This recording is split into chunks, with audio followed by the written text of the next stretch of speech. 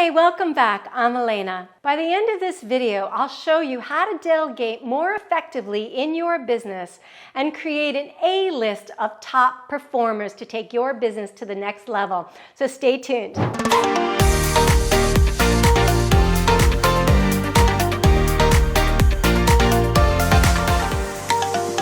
First, I'm going to cover what you should be delegating and what you should be keeping for yourself to do. Then I'm going to unlock the thing that you must be sharing with your team to make sure that you're all on the same page. Next, I'm going to reveal why having expectations of your team is a fatal flaw. And I'll show you why focusing on your team's strengths and zones of genius will help you skyrocket your business. And I'll uncover this one thing that you're probably doing that is getting in the way of you creating that next level success and stopping you from getting the results you want. By the end of this video, you'll know exactly how to create your dream team and workplace that allows everyone to thrive. Here's the truth. It's very hard to scale a business unless you have at least one person on your team.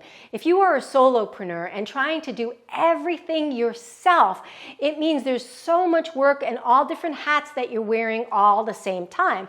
Now, it's not that you can't have a successful business, but when you're looking to scale, it requires bringing in a team, even if it's just one person.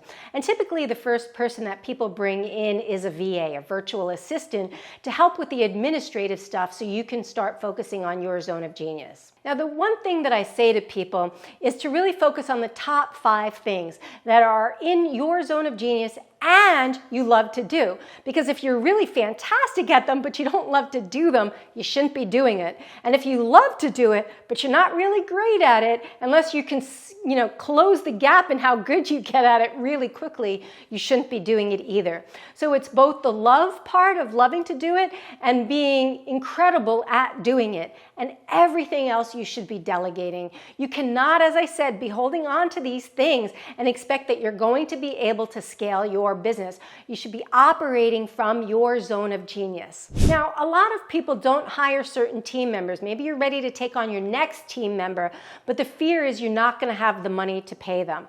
Now, here's a really hard truth. If you don't have the money to pay them, you don't have the money to pay them. But that's actually a wrong mindset to come from. And I'm going to suggest you shift your mindset from I don't have the money to pay them, then this person shouldn't be costing me money, they should be making me money. So the whole point of hiring any specific team member is that team member is making you more money by having them be in your business.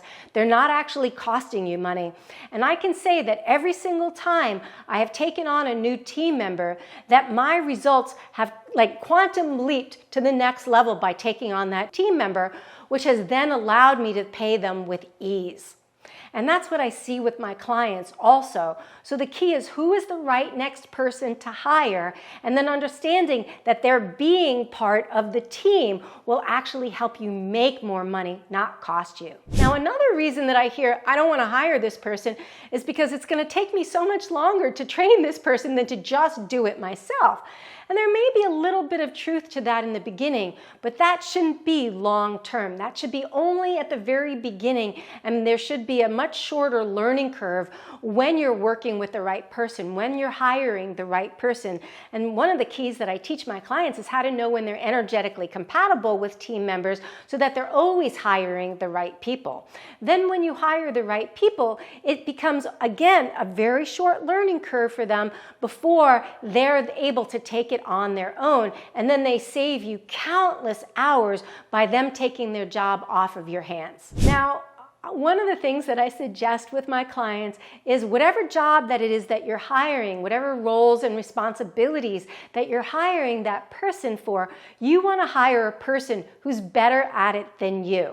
And I know that's confronting for a lot of people. They have difficulty giving up that level of control. And also, sometimes it makes people feel not as important. Like if I'm hiring somebody better than me, then what am I needed for? For the 5 things that you're doing that are in your zone of genius that you do better than the other people you'd be hiring, right? So, but when you let go of control and allow them to do their job effectively and let go of having to do it better than them or be the most important person at that job, you then empower the team members to step step into a different level of responsibility for the role that they're taking on. Now, no one really likes to feel what it feels like when people have expectations of them, especially because so many of the time we hire people and then we have all these expectations, and the expectations aren't even communicated clearly. And when you have expectations, but the expectations haven't been met, it runs the gamut from feeling disappointed to feeling betrayed as a result. And you can go anywhere in that gamut. And so the key is to create clear agreements. So I am going to convey to you when I hire you what the clear agreements are, and you're going to actually agree to them. You're going to tell me that you can do them in this time frame, that this is within your zone of genius, that you feel good about that, and now we have an agreement. People are so much more likely to get the work done when they've agreed to do it than when there's an expectation of them. So create agreements around context, around the tools that they're going to need, and the deadline that they need to get it done. Now, I love to talk about and share with my audience how they can delegate, how they can hire, how they can create A-list players on their team so their business can be smooth and humming along in flow. So make sure you like and subscribe so you can stay up to date on the latest content. One of the keys to delegating effectively is to delegate to other people's strengths and passions.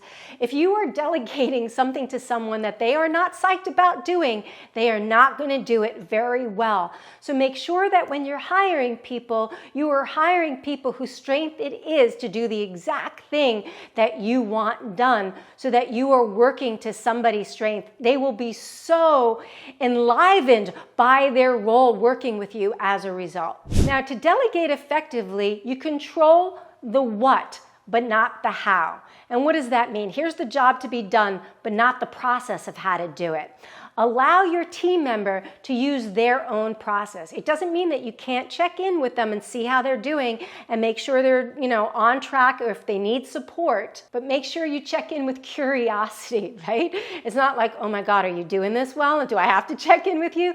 Check in with curiosity about how they're doing and making sure that they have the support that they need to get it done. So let them be in charge of the process. And here's a key. Again, this is like, let them be in charge of the process, trust, but verify, right? That they're on track, that they're feeling good about it, that they haven't hit any snags they would like support around. So just trust, but also verify the process. See if they need additional support. See if they have an issue that they could use some help in brainstorming how to solve. If they do have an issue, ask, what do you suggest?